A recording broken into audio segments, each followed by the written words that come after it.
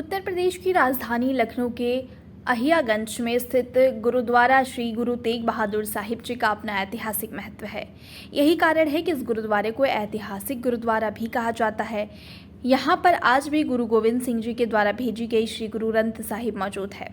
इस पर गुरु गोविंद सिंह के हस्ताक्षर भी हैं। इसके अलावा उनके द्वारा लिखे गए 2 हुक्मनामे भी रखे गए हैं। इसी गुरुद्वारे में गुरु नानक के पुत्र बाबा गुरदित्ता भी पहुंचे थे। बताया जाता है कि यह गुरुद्वारा उदासी संप्रदाय के लोगों ने स्थापित कराया था।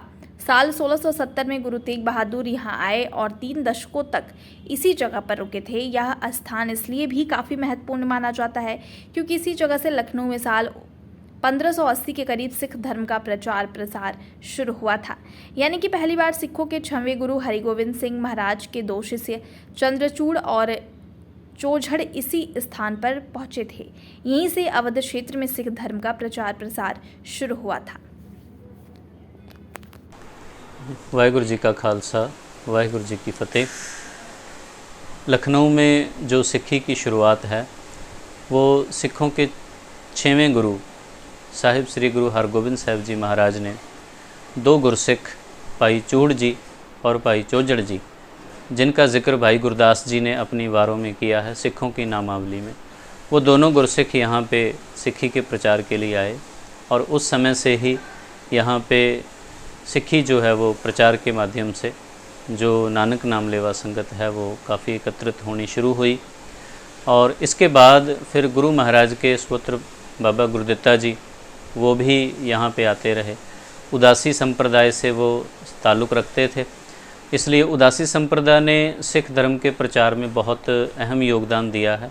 लखनऊ में बहुत सारे उदासी संप्रदाय के स्थान हैं, उसमें से ये एक स्थान भी जिसको हम ऐतिहासिक गुरुद्वारा श्री गुरु तेग बहादुर साहिब अहियागंज कहते हैं, ये उदासियों के द्वारा ही संचालित किया जाता रहा है। निर्मले संप्रदाय के लोग भी पुरातन समय में इस तरह से, ये 2 ही संप्रदाय थी जो ऐतिहासिक गुरुद्वारों को संभालते थे। तो गुरु तेग बहादुर साहब महाराज जब आसाम और पटना साहिब से वापसी कर रहे थे तो उस समय गुरु तेग बहादुर साहब महाराज 1670 में यहाँ पर पहुँचे हैं। तो वहाँ यहाँ पे गुरु महाराज 3 दिन रुके हैं, जिसका जिक्र प्रिंसिपल सतवीर सिंह जी की पुस्तक में है। और उसके बाद गुरु गोविंद सिंह जी महाराज यहाँ पर 1672 में आकर रुके हैं। यहाँ पे तकरीबन उन्होंने 2 महीने यहाँ पर रुके हैं। किसी किताब में 2 महीने 13 दिन भी है। सो उनके साथ में माता गुजरी जी, मामा कृपाल चंद जी और भी गुरसिख थे। लेकिन ये नहीं कि 1672 से यहाँ से जाने के बाद गुरु महाराज का संपर्क यहाँ से टूट गया, ऐसा नहीं था। गुरु महाराज ने सन 1686 में यहाँ पे एक हैंड रिटन हस्तलिखित श्री गुरु ग्रंथ साहिब जी का स्वरूप भेजा, जिस पे जो पुरातन तारीख है सम्मत 1743 आषाढ़ वदी 9 यानी आषाढ़ महीने की 9वीं तारीख को यहाँ पे गुरु ग्रंथ साहिब जी महाराज का पावन स्वरूप हस्तलिखित, जिस पे गुरु गोविंद सिंह जी महाराज के दस्तखत हैं, जिस पे गुरु साहिब जी के द्वारा उसको लिखने की स्याही की जो विधि है वो भी लिखी गई है। इसी तरह का प्रारूप एक पटना साहिब में भी मौजूद है, उसी तरह के भी गुरु ग्रंथ साहिब का स्वरूप है वो वो यहाँ पर भेजा गया। इससे ये एक पता चलता है कि यहाँ पे उस समय में भी सिखों की एक अच्छी आबादी रहा करती होगी कि गुरु महाराज ने गुरु ग्रंथ साहिब का स्वरूप भेजा ताकि सिख बाणी पढ़ सकें, गुरबाणी सुन सकें, गुरबाणी गा सकें, क्योंकि जो सिखों का सिद्धांत है वो गुरु ग्रंथ साहिब जी की वाणी से ही आता है। तो उसके बाद भी गुरु महाराज ने यहाँ की संगत से, मतलब लखनऊ के लोग भाग्यशाली हैं कि महाराज ने संपर्क बना के रखा। फिर गुरु महाराज ने 1693 में एक हुक्मनामा भेजा, जिसको हम चिट्ठी भी कह सकते हैं, आदेश पत्र जिसको कहा जाए, तो वो यहाँ पे सुरक्षित है। गुरु ग्रंथ साहिब महाराज का स्वरूप भी है। 1693 में जो पत्र आया, जो हुक्मनामा आया, उसमें गुरु पातशाह जी ने दसवंध और 5 तोले सोना यानी कि गुरु महाराज के पास भेजना है सेवा के रूप में उस समय के समय में। तो वो एक पहला पत्र है। दूसरा एक और हुक्मनामा है जो कि 1701 में आया। उस समय जंग शुरू हो गई थी मुग़लों से या उस समय की हुकूमत से।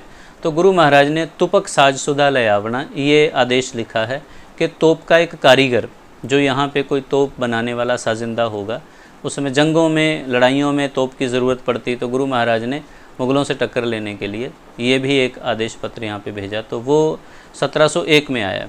यानी कि 3 ऐसे मौके हैं जिसमें गुरु महाराज ने यहाँ की संगत से संपर्क साधा है। एक 1686 गुरु ग्रंथ साहिब महाराज का स्वरूप भेजा, सन 1693 पहली चिट्ठी भेजी, हुक्मनामा भेजा, सन 1701 जिसमें दूसरा हुक्मनामा भेजा है। तो वो सभी तीनों चीज़ें यहाँ पर मौजूद हैं और जिनके संगत आके दर्शन करती है। ज़्यादातर लोग जो पटना साहिब यात्रा करने जा रहे हों या पटना साहिब से यात्रा करके वापस आ रहे हों, वो संगत यहाँ पे ज़्यादातर आती है। और मीडिया के माध्यम से भी, जैसे यूट्यूब पे बहुत सारे चैनलों पे इस जगह का इतिहास जैसे जैसे प्रकट हो रहा है, लोगों को जानकारी हो रही है कि गुरु महाराज जी यहाँ पर आए हैं। मतलब बड़े फ़ख्र के साथ कह सकते हैं कि माननीय मुख्यमंत्री जी योगी आदित्यनाथ जी, उनको भी मतलब हमारे बताए बिना भी उनको पहले से बहुत कुछ यहाँ के बारे में जानकारी थी।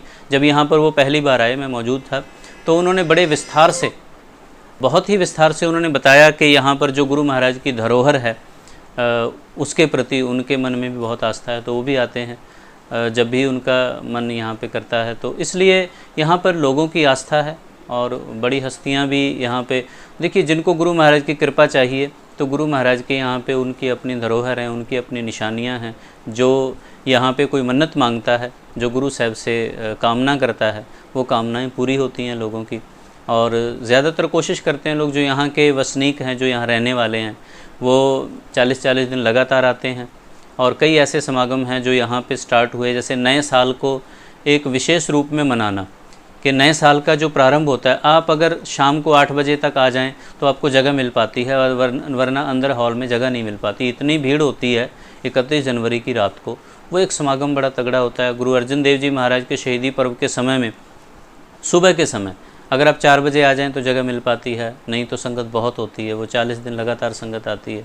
इस तरह के समागम जो हैं, अब तो तकरीबन गुरु महाराज के संबंधित हर एक ऐतिहासिक पर्व यहाँ पे बड़ी धूमधाम से मनाया जाता है।